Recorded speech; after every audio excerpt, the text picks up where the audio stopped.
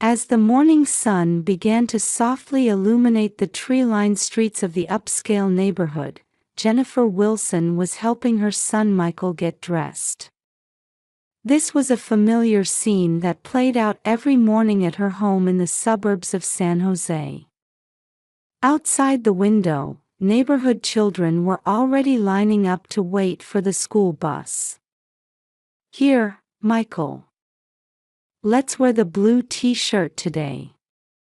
The weather's nice, so you can play all you want in the playground," she said. Michael responded to his mother's words with a smile, raising both arms to let her help him with the t-shirt. His golden hair sparkled in the morning sun, and his blue eyes twinkled with anticipation. From the kitchen came the sounds of Robert preparing breakfast. It was their daily routine to share the morning preparations as a couple. "Jenny, coffee's ready. What time is your meeting today?" her husband called out. As she descended the stairs in response to his voice, breakfast awaited: toast, scrambled eggs, and fresh fruit. Robert's laptop was already open on the table, and while he checked his work emails, Michael happily scooped up his cereal beside him. Robert's black hair was perfectly neat, and his carefully ironed shirt reflected his meticulous nature. "Well, it should end by 3 p.m. After that, Martha will." "Ah, that's right, Mom's picking him up." At 8 a.m., Jennifer dropped her son off at kindergarten. At the gates of Sunshine Preschool, Michael waved, saying, "Bye-bye, Mama." The gesture was so adorable that it made her heart ache. Several children were already playing in the playground, and Michael happily joined his friends. Upon arriving at the luxury real estate office, Jennifer transformed into the perfect career woman. She smoothed her brown hair, straightened her back, and confidently gave instructions to her subordinates. As a sales manager, everyone acknowledged her capabilities. Her annual salary of $80,000 was proof of her competence. "Mrs. Wilson, the documents for the hillside property are ready. Thank you for getting them done in time for the afternoon presentation." However, while responding to clients' voices on the phone, a corner of her mind was always worried about her son. Balancing work and childcare was more challenging than she had imagined. Looking at the family photo on her desk, she secretly battled feelings of guilt. That afternoon, her mother-in-law Martha was scheduled to handle the kindergarten pickup. 3 times a week, she helped with childcare. While outwardly cooperative, Martha's interference seemed to be gradually increasing lately. Using her background as a former elementary school teacher as leverage, she had started voicing opinions about education methods too. "Jennifer, you should pay more attention to Michael's meals. The lunch box from the other day didn't have enough vegetables. When I was raising my son, I was much more careful about nutritional balance." Jennifer had been maintaining her composure while dealing with such comments from her mother-in-law, though they caused slight irritation. Martha's house was nearby, and she frequently visited to check on her grandson. With her strong attachment to her son, Martha showered the same affection on her grandson Michael. Night fell. Even when the living room clock showed 9 p.m., Robert hadn't returned. Jennifer slumped on the sofa, with Michael already breathing steadily in sleep beside her. Recently, her husband had been coming home late more often. She'd been told it was because a new project had started, but something didn't feel right. Sometimes she noticed him staring at his phone and typing messages. Is Daddy not coming home today either? Every time Michael asked this before bed, Jennifer's heart ached. As she watched Michael's sleeping face, Jennifer pondered about the nature of family. On the surface, it was a perfect family life with nothing missing: a house in an upscale neighborhood, stable income, successful husband, adorable son.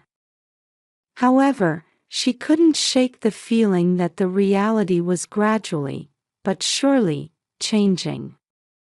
The next evening, a few children were still playing in the playground at Sunshine Preschool.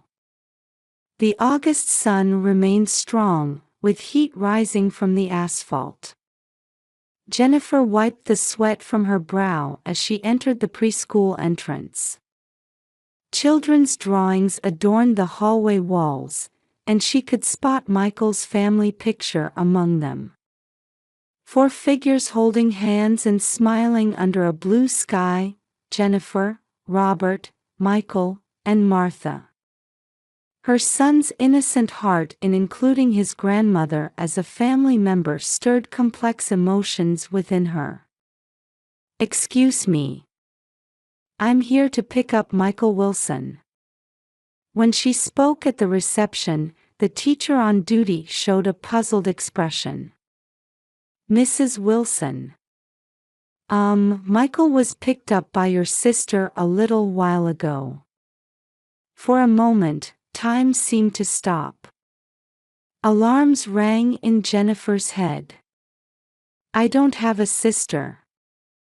As she spoke those words, she felt the blood drain from her entire body. Miss Brown, Michael's teacher, hurried out from the staff room. "Mrs. Wilson, I'm terribly sorry. About 30 minutes ago, someone claiming to be your sister came. We did check her ID, but..." Jennifer's hands began to shake. She took out her smartphone to call the police. However, various possibilities were already racing through her mind. Had Martha changed her plans? No, that couldn't be. Martha would definitely have contacted her. 911, what's your emergency? My son has been kidnapped. At Sunshine Preschool. My 3-year-old son. Her voice trembled. Miss Brown offered her a cup of water, but even her hands receiving it were shaking. Can you tell us about the suspect's characteristics? Miss Brown stepped forward and began explaining in a calm voice. It was a woman. She wore a black dress and had long brown hair. She was wearing large sunglasses. As she listened to this description, an unsettling feeling grew within Jennifer. Those characteristics seemed familiar somehow. Security cameras. We have them at the main gate and parking lot. We can check them right away. The principal led them to the room with security camera monitors. The screen clearly showed a woman in a black dress leading Michael by the hand. Michael showed no signs of resistance, rather, he seemed to be happily skipping along with the woman. That sight made Jennifer's chest tighten. Was it someone he knew? Why hadn't Michael been wary? Next, she called her husband. But Robert's cell phone wouldn't connect. As she listened to the voicemail switch over, her anxiety increased. Robert, call me back immediately. Michael. Michael's been taken. Just after leaving the message, she heard police sirens approaching. The police officers who arrived at the scene immediately began assessing the situation and examining the evidence. As the officers carefully checked the security camera footage, Jennifer's smartphone vibrated. It was a call from Robert. "Jenny? What's wrong? Why didn't you answer the phone?" "Michael. Michael's been kidnapped. Someone pretending to be my sister took him from preschool." "Is your mother involved?" "No, Mom should be at the hospital for tests right now. I'll head over right away." After hanging up, anxiety surged again. There was something off about her husband's voice. It seemed too calm. Why wasn't he more agitated? A police officer approached. "We're tracking the car seen on the security cameras. It's a silver Toyota Camry. However, we're considering the possibility that the license plate might be fake." Jennifer called her mother-in-law Martha. "Martha. Michael. Jennifer. What's wrong?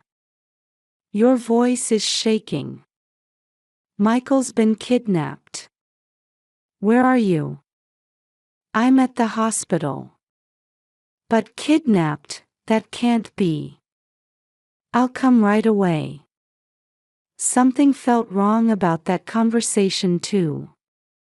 Martha's voice, supposedly at the hospital, seemed to be coming from somewhere with a different atmosphere. After a while, Robert finally arrived at the preschool. By then, an investigation headquarters tent had been set up, and the intense investigation was ongoing. Robert embraced his wife and spoke to her. However, that warmth felt slightly different from usual. The next morning, San Jose was enveloped in an unusual atmosphere. Local news unanimously reported on Michael's kidnapping case, repeatedly broadcasting the image of the woman captured on security cameras. Several news vehicles had already stationed themselves around Sunshine Preschool. The female suspect was wearing a black dress, had long brown hair, and was wearing large sunglasses. She reportedly left the scene in a silver Toyota Camry. The morning news anchor's voice echoed in Jennifer's hotel room. On police advice, she had spent the night in this hotel instead of at home. After a sleepless night, dark circles were etched under her eyes. A call came in from the investigation headquarters. "Mrs. Wilson, we have new information. The suspect's vehicle was captured on a gas station security camera an hour after the incident, in the suburbs of San Jose. However, its whereabouts after that are unknown." Detective Thompson from the Criminal Investigation Division calmly related the facts. Behind him, various pieces of information were being posted on a large investigation board. Timeline, witness information, photos of related persons. And Michael's smiling photo was placed in the center. The perpetrator was clearly methodical. Usually in such cases, some kind of demand comes in. Jennifer shook her head at those words. "There's been no contact yet. No ransom demand." At 10 a.m., new information arrived at the investigation headquarters. A security camera about a kilometer from the preschool had captured the suspect's vehicle from a different angle. It also showed a woman sitting in the passenger seat. Detective Thompson's expression changed. "Mrs. Wilson, do you recognize this woman?" Jennifer caught her breath when she saw the footage. It looked familiar. However, she couldn't immediately remember who it was. Later, Suspicious numbers were found in Robert's cell phone call history. There had been frequent calls to the same number over the past month. "We'll investigate this number." A police investigator immediately turned to his computer. Meanwhile, Jennifer observed her husband's behavior. Robert was clearly unsettled, checking his cell phone repeatedly. I need to make a call outside." "I'm sorry, but please refrain from using cell phones at this time." At Detective Thompson's calm voice, Robert swallowed his words. In the afternoon, a report came in from the hospital where Martha was supposedly admitted. There is no record of Marcia Wilson being examined yesterday. Upon receiving this report, the atmosphere at the investigation headquarters changed dramatically. Robert's face turned pale. "This must be some mistake." "Mother, definitely." "Did you confirm with the hospital yourself?" "No, Mother called and..." By evening, decisive evidence was found. A receipt from the gas station where the suspect's vehicle was last seen. The credit card number recorded on it belonged to a woman named Carol Smith. Carol Smith. She's the receptionist at Robert's company. Detective Thompson looked at Robert. Her husband's expression froze. "She's currently 7 months pregnant. And she's been absent from work this past week."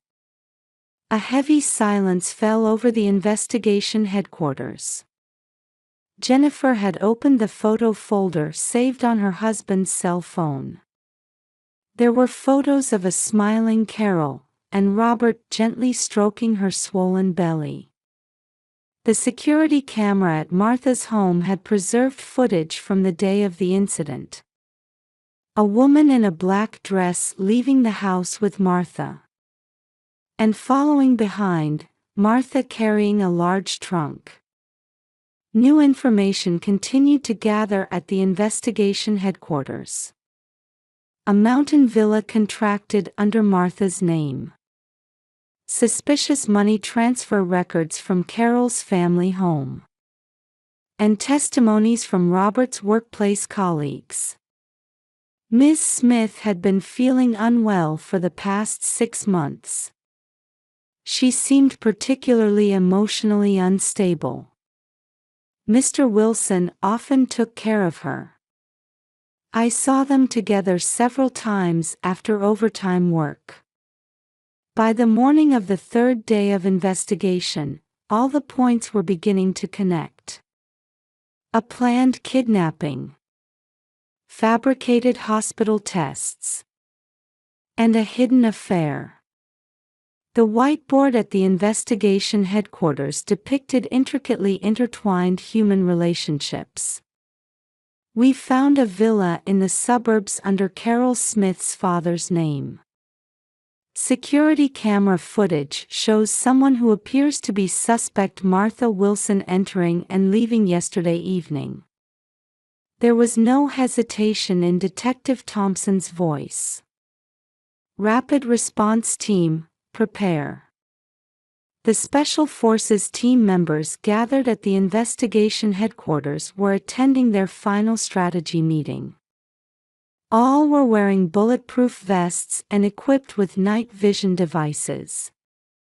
It was already dark outside, the optimal time to approach the mountain villa.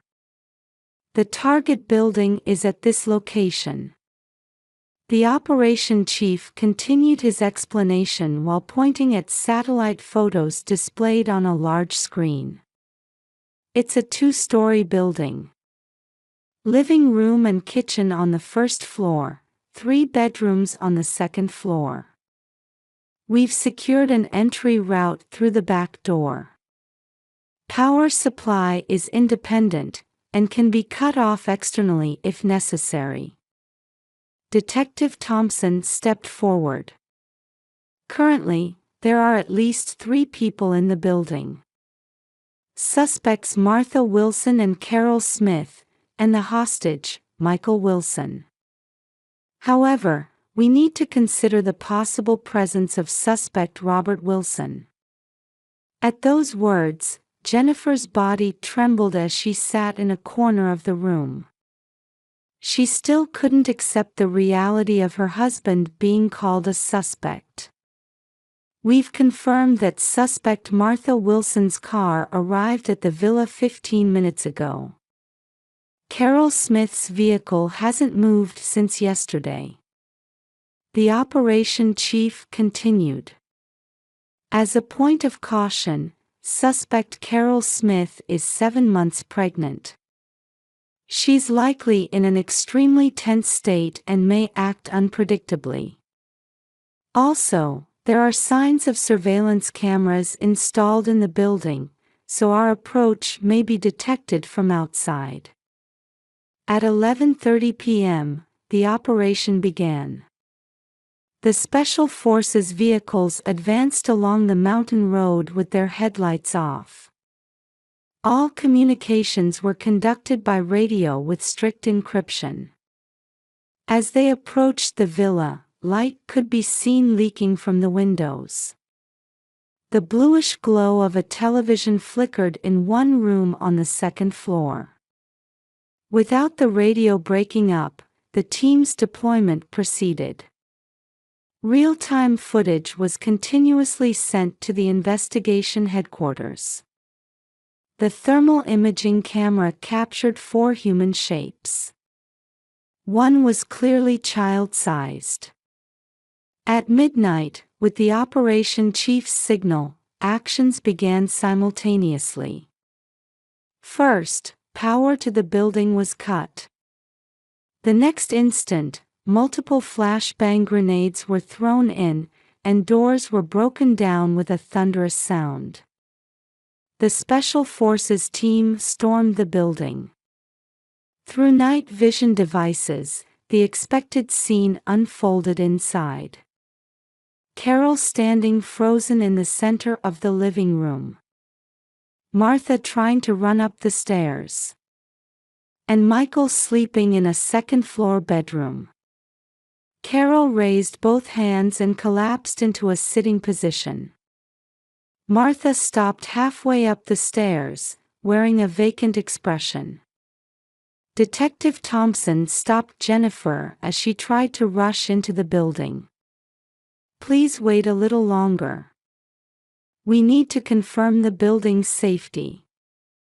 A few minutes later, all rooms had been checked and Michael's safety confirmed. Having awakened from sleep, he looked around in confusion. "Mama? Where's Mama?" Upon hearing that voice, Jennifer broke free from the police restraint and ran up the stairs. Upon seeing his mother, Michael burst into tears and clung to her. "It's all right now, everything's all right. Mama's here." Downstairs, Carol began speaking in a trembling voice while accompanied by a police officer. "We thought we could make a new family for the baby. Robert, he promised me. But the divorce talks weren't progressing." Martha also began giving her statement to another police officer.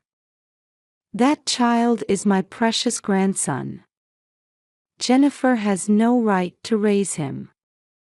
She's always working." Robert arrived at the villa. Having been informed that an arrest warrant had been issued for him, he was arrested without resistance. "I planned everything. Taking Michael away, starting a new life with Carol." By dawn, the full picture of the incident had become clear. The affair between Robert and Carol that began a year ago. Robert's panic when Carol's pregnancy was discovered. And Martha, who joined the plan due to her excessive attachment to her grandson. The kidnapping procedure was perfectly planned. Detective Thompson continued his explanation. Suspect Martha contacted the preschool in advance to inform them of a fictitious sister's visit. Suspect Carol used forged identification. And suspect Robert created an alibi by pretending to be at work. The villa was purchased a month ago under Carol's father's name. On the fourth morning, Michael underwent hospital examinations.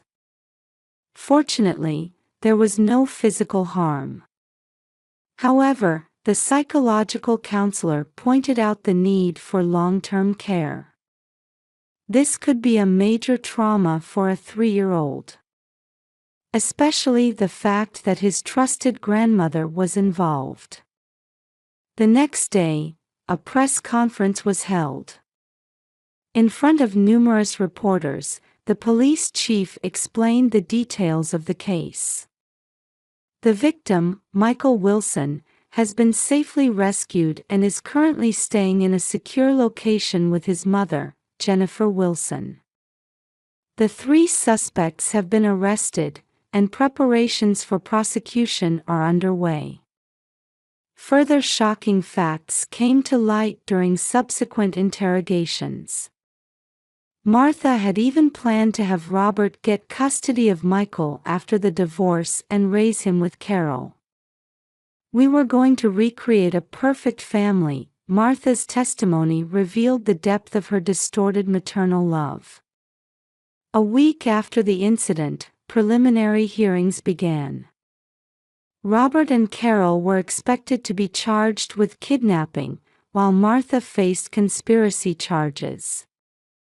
Seeing the 3 of them in court, Jennifer was overwhelmed with mixed emotions. "How am I going to explain this to my son?" The child psychologist answered her question quietly. "Take it slowly, one step at a time. What's important is creating an environment where Michael feels safe and loved." 6 months after the incident, at the San Jose District Court, a heavy atmosphere hung over the courtroom as sentences were about to be pronounced. For the defendant Robert Wilson, on charges of kidnapping, false statements, and conspiracy, I hereby sentence you to 3 years in prison. The judge's voice echoed through the silent courtroom. Robert hung his head deeply, his shoulders trembling. For the defendant Carol Smith, on charges of kidnapping and false statements, I hereby sentence you to 8 years in prison. Carol, who had already given birth, would break down crying whenever shown photos of her baby through the visitation room glass. Her child was set to be put up for adoption. For the defendant Martha Wilson, on charges of conspiracy and false statements, I hereby sentence you to 3 years in prison, suspended for 5 years. A suspended sentence considering her advanced age. However, Martha's eyes had already lost their light. In the courtroom gallery, Jennifer reflected on the past 6 months. Moving to a new home and starting a new life with Michael happened right after the incident. They left the upscale neighborhood for a small apartment. However, the time spent with her son had definitely increased. "Mama, can we go to the park today?" "Yes, of course. I can leave work early today." Changing jobs also became a major turning point in her life. From luxury real estate sales to public relations at an IT company with flexible hours. Though her income decreased, her working hours improved significantly. Both mother and son continued psychological counseling. Michael was gradually recovering from the impact of the incident. "Michael's resilience is remarkable," noted Dr. Brown, their counselor. However, it will still take time to restore his basic trust in family, especially towards adult males. Still, hope was gradually sprouting. Michael, having changed preschools, was slowly adapting to his new environment. On weekends, Jennifer's parents visited from out of town, cherishing their time with their grandson. Later, the adoption of Carol's baby girl was officially finalized. The baby was taken in by a middle-aged couple who had struggled with infertility.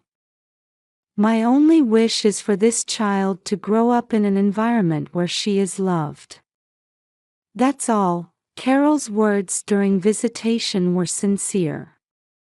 Martha decided to move into a nursing home shortly after the incident. She sold her house and now lives quietly in a facility on the opposite side of town. She rarely receives visitors. "I can't forgive, but I've stopped hating," Jennifer said during counseling. A year after the incident, Michael advanced to the middle class of kindergarten. On observation day, Jennifer smiled at her son's growth. "Mom, watch me." Watching him attempt a backward roll on the horizontal bar, falling but getting back up again. In his figure, Jennifer saw a reflection of their own journey. Activities in support groups had also become her emotional anchor. Through dialogue with others who had experienced family betrayal, she gained new perspectives and strength. Maybe there's no such thing as a perfect family. But that's okay. Her words in the group session brought tears of empathy to many participants. One evening at sunset, while spending time with Michael on the park swings, "Mama, is Daddy never coming back?" "No, he's not." "But Michael has Mama, right?" "Yes. I'm happy with just Mama." Those words brought tears to Jennifer's eyes. Now, a year and 3 months after the incident, she was beginning to open her heart to new encounters. Casual conversations with a man she met at her child's art class. Though not yet something that could be called romance, her ability to trust people was gradually returning. One step at a time. "We still have plenty of time ahead," Jennifer whispered softly while watching balloons float into the sunset sky, tightly holding Michael's small hand.